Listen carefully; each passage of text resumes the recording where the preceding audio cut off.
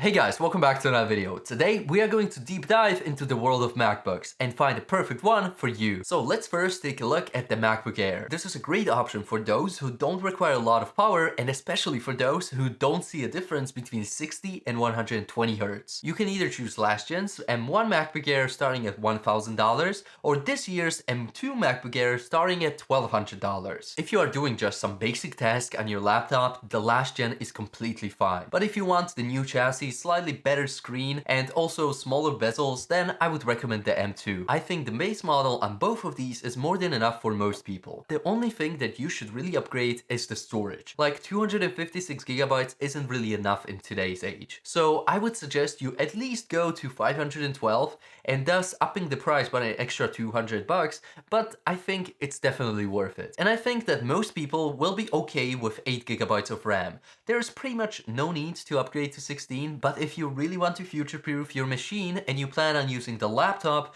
for about 3 to 5 years, then I would bump it up for 16. Then we have the awkward middle child, the MacBook Pro 13-inch, which to be honest with you, no one should buy.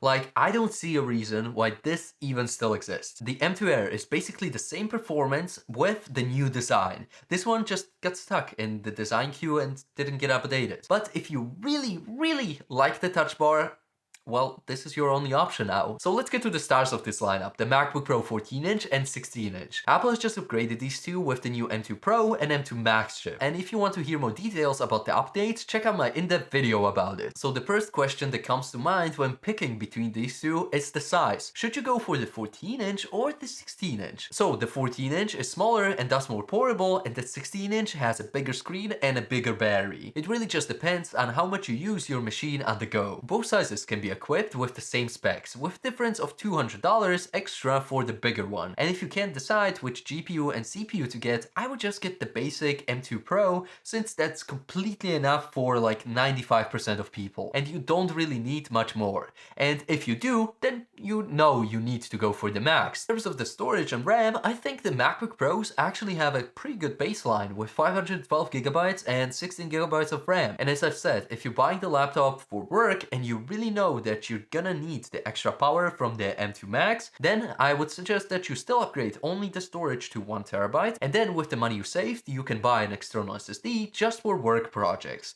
And in terms of RAM, I think you should upgrade probably to at least 32. If you're doing it for work, it will speed up your workflow, and thus you will get more done, more money back. So this is gonna be it for today. I know the video was kind of short, but then again, MacBooks are pretty simple. You just get what you need and you're done. So hopefully you found the perfect MacBook for you. Don't forget to subscribe and I'll see you in the next one.